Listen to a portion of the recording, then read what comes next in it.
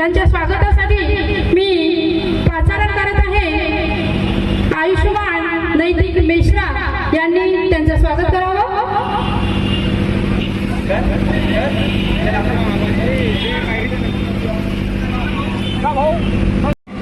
आपल्या कर्तृत्वाने कार्यशैलीतून स्वतःच जनसामान्यांच्या जीवनात प्रेरणा देणारे असे व्यक्तिमत्व, अन्यायाविरुद्ध धावून येणारे तळपगार सामाजिक कार्यकर्ते, आजच्या कार्यक्रमाचे अध्यक्ष सर्वांना म्हणजे महामाया ग्रुपकडून आणि मी स्वतः माफी मागते की वेळेअभावी फक्त आम्ही दोनच भाषण घेत आहोत। तर असे तळपदार नेते, सामाजिक कार्यकर्ते, सर्वांचे लाडके श्री आदरणीय परमानंदजी मेश्राम सर, त्यांना विनंती आहे की त्यांनी आम्हाला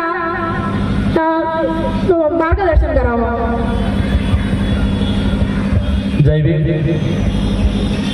करुणा सागर शांती देऊ तथागत गौतम बुद्ध, परमपूजनीय डॉक्टर बाबासाहेब आंबेडकर, परिवर्तनवादी चळवळीमध्ये ज्या ज्या महापुरुषांनी स्वतःचं बलिदान दिलं, स्वतःचं सर्वस्व दिलं, असं सर्व महापुरुषांना मी अभिवादन करतो। आजच्या या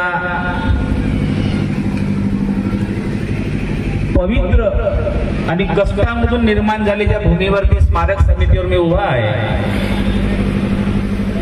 ज्याचं नेतृत्व आता सध्या अमोल किंवा आमचे साखरे गुरुजी करत आहेत। कदाचित तुम्हाला माहिती नसेल, बरेच लोकांना माहिती नसेल की ही भूमी मिळवण्यासाठी दाजीबाजी साखरे आणि तासी रंगारी साहेबांचे अथक प्रयत्न होते। तत्कालीन जे त्या काळातली कमिटीमध्ये काम करणारे लोक असतील, ते जीवित असतील किंवा आता ज्यांचे दिवंगत झाले असतील, या सर्व मान्यवरांना मी अभिवादन करतो। ही भूमीचा भांडण पाठीमागचा लढाई कित्येक वर्ष कायदेशीरपणे लढली जात होती। आम्ही बघत होतो कार्यकर्ते म्हणून।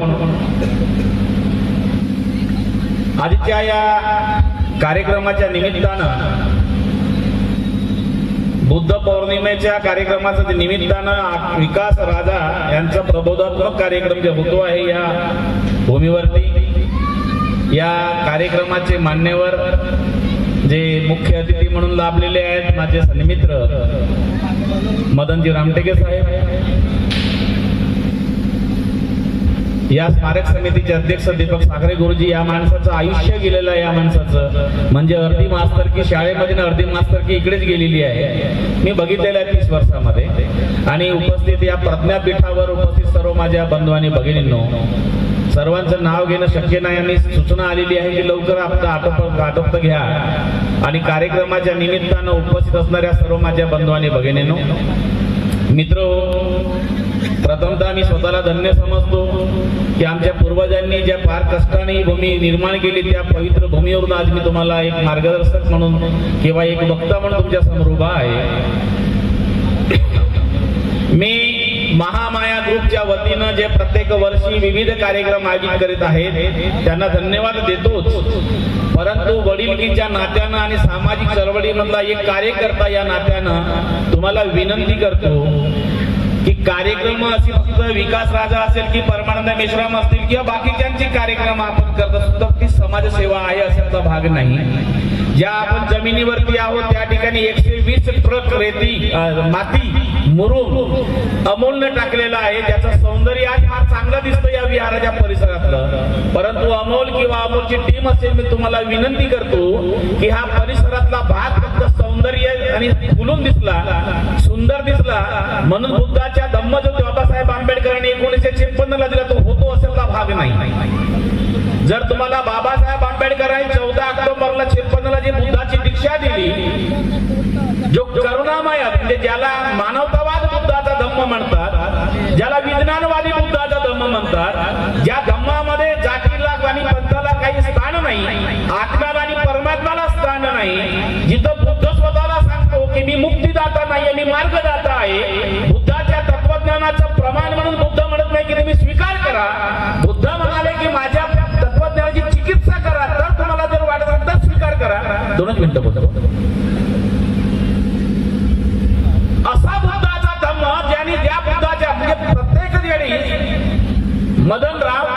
तुम्ही म्हणाले की तथागत बुद्धाला आपण विनंती करू, बिघडलास तू आता काँग्रेसच्या व्यासपीठावर जाऊ.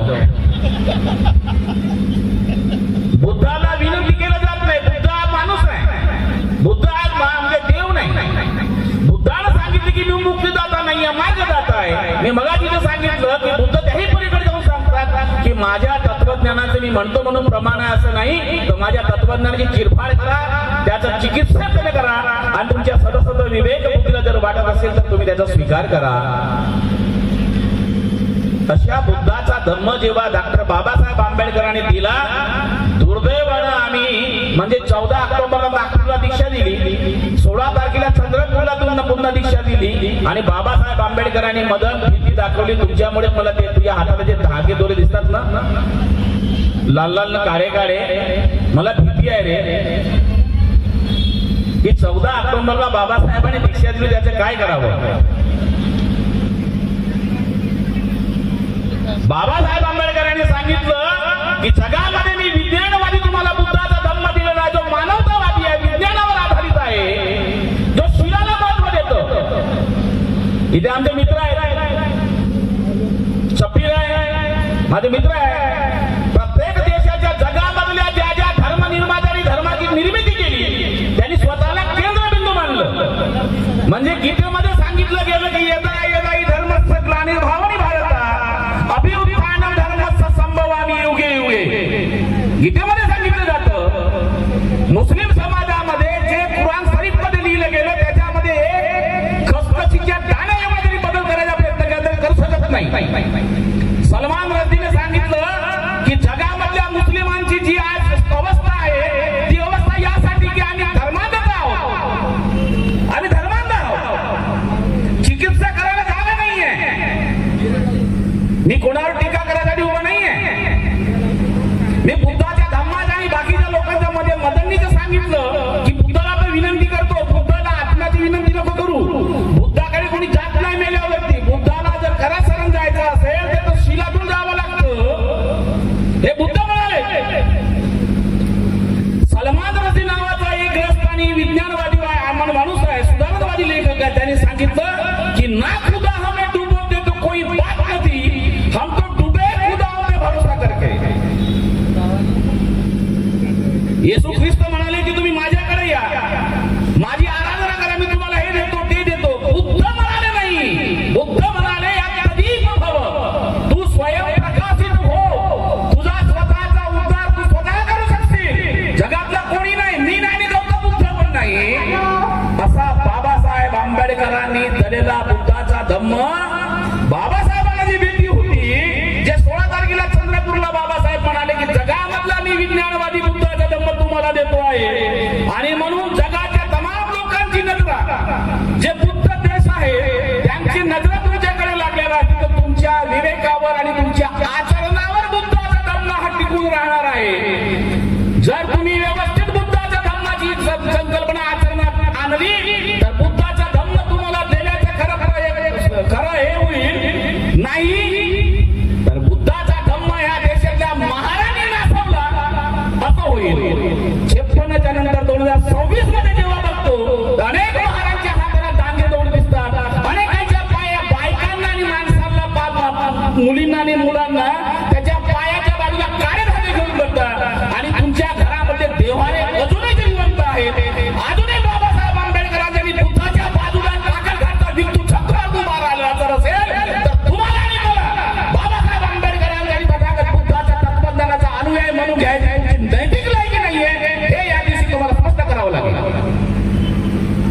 आणि म्हणून जर तुम्हाला खऱ्या अर्थानं बुद्धाच्या धम्माचा प्रचार आणि प्रसार करावा जर असेल तर मित्र तुमच्यावर फार मोठी जबाबदारी आहे. तुम्ही उद्या तुमच्या खांद्यावर मला जायचं आहे. जेवढे तरुण तुम्ही मुलं दिसतात समोर तुझी पूर्ण कमी तरुणांची जे फौज दिसतो आहे, तुमच्या भरोश्यावर उद्या परमानंद मेश्रामांचं जे काही त्याग जे काही समर्पण असेल, समाजाची सर्व उद्याचं भविष्य तुमच्या खांद्यावर. आणि म्हणून तुमचे खांदे जर लचकट ठेवला, कमजोर ठेवला तर मदन राटके ती पार्टीचा फणा लावून बसलेली आहे.